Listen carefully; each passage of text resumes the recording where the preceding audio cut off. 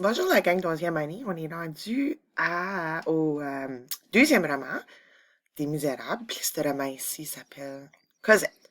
So encore, je vais lire, je vais vous expliquer en cours de route. Puis c'est ça. OK, so here we go. Voici le roman Cosette, chapitre 1. La chaîne casse d'un coup de marteau. Vers la fin d'octobre de l'année 1823, les habitants de Toulon voient rentrer dans leur port le vaisseau, le bateau, l'Orion, qui a besoin d'être réparé. Un bateau de guerre dans un port fait venir à lui bien des curieux. Le peuple aime ce qui est grand. Les quais du port de Toulon sont donc couverts de curieux quand, un matin, dans le haut du bateau, sur la grande vergue, un homme fait un faux pas. La tête emporte le corps.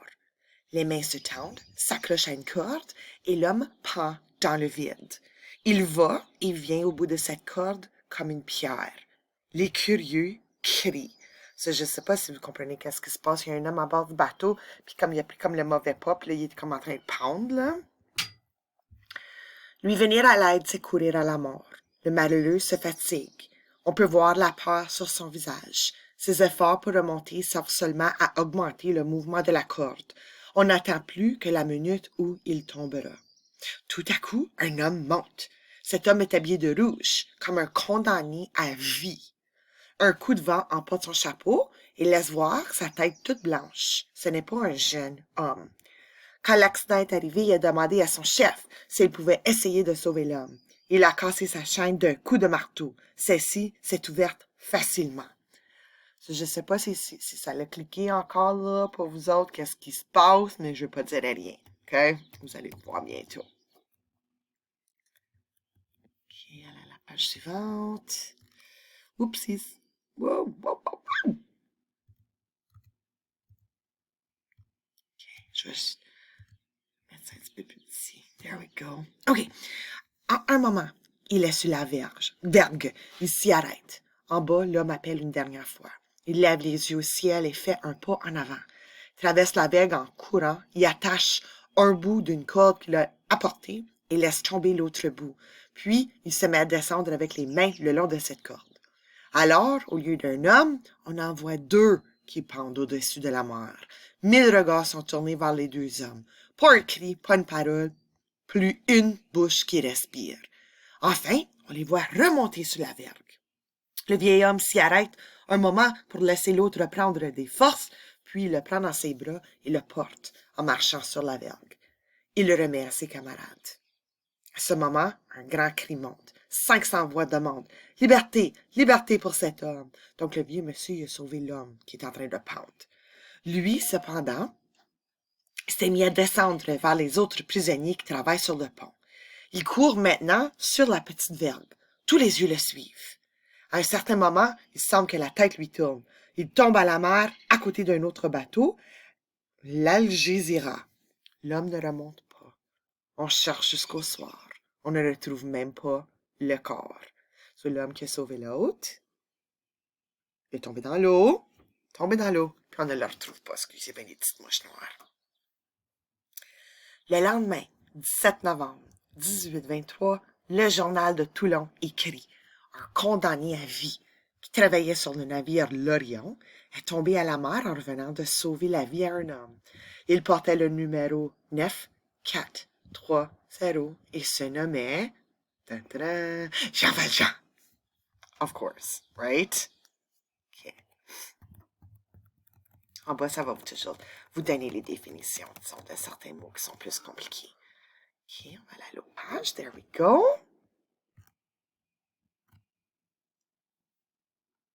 Juste un instant, je vais aller checker si mon chien qui est dans l'eau, OK?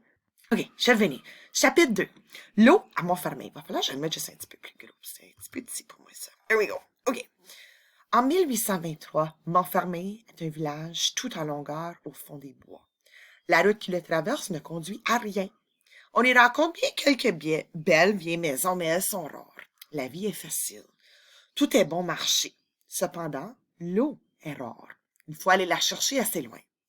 Les habitants du sud du village la prennent à de grands étangs.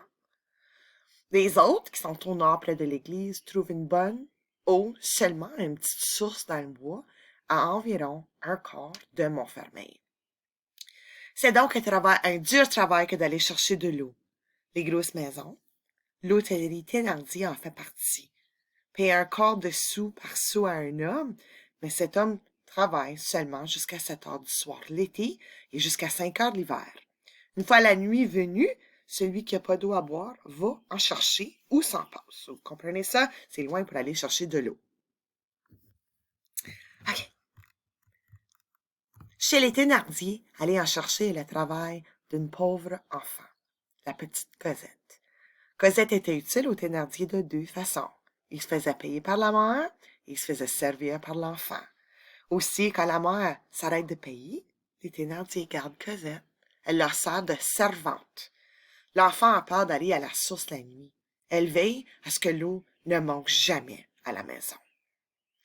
Le 24 décembre 1823, il n'a pas encore neigé à Montfermeil.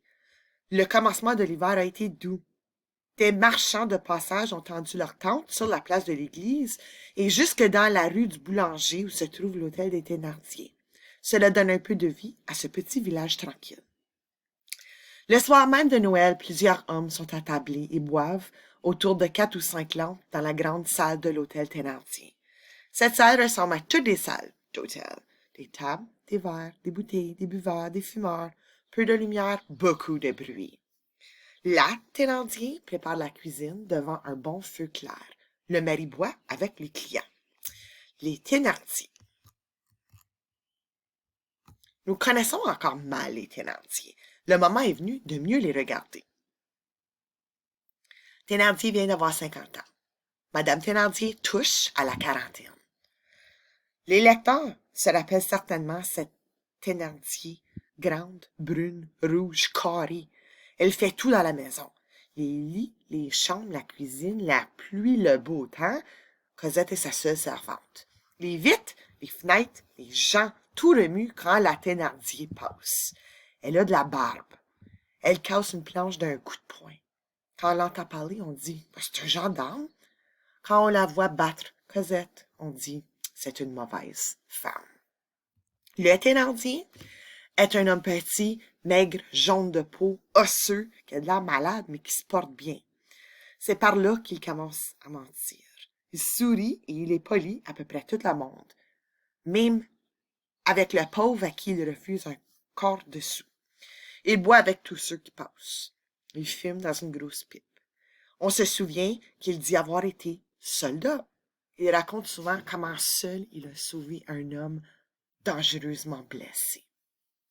Oubliez pas ça, OK? Il a sauvé un homme. Il est un soldat. Thénardier peut se mettre en colère tout autant que sa femme. Mais cela est très rare. Quand cela lui arrive, il est plus mauvais qu'elle. Malheur à qui tombe sous sa main. Il est de ceux qui sont toujours prêts à se jeter sur le premier venu. Avec tout cela, Thénardier est attentif, silencieux quand il le faut et intelligent. Tout nouveau venu qui entre dans la maison dit en voyant la Thénardier. Voilà le maître de la maison. Oh, il se trompe. Elle n'est même pas la maîtresse. Le maître et la maîtresse, c'est lui. Il la conduit d'un mot, quelquefois d'un signe. Le Thénardier est pour la Thénardier une sorte de roi. Jamais elle ne donne tort à son mari sur quoi que ce soit. Cette montagne de bruit et d'os remue sous le doigt d'un homme. Lui, l'homme, n'a qu'une pensée, s'enrichir. Mais il reste pauvre. Bien plus, en 1823, il doit 1500 francs. N'oubliez pas des francs, c'est des dollars, OK? En France. Entre cette femme et cet homme, Cosette est comme la mouche dans la toile de l'araignée. Elle monte, descend, lave, brosse, frotte, balaie, court, remue des choses lourdes et, toute petite, fait les gros travaux. Elle reçoit des coups et marche l'hiver les pieds nus. Les coups viennent de la femme, les pieds nus du mari.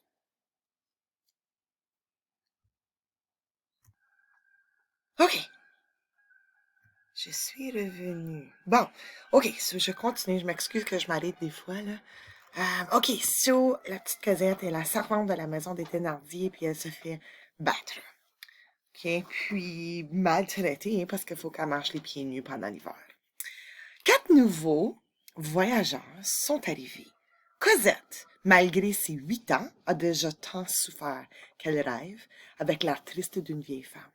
Elle a l'œil noir à cause qu'elle a reçu, à cause d'un coup de poing de la Thénardier, ce qui fait dire de temps en temps à cette femme: est-elle laide avec son noir sur l'œil? Elle pense qu'il fait nuit, très nuit, qu'il a fallu remplir les pots dans les chambres des voyageurs et qu'il n'y a plus d'eau dans la maison. Heureusement, on n'en boit pas beaucoup chez Thénardier.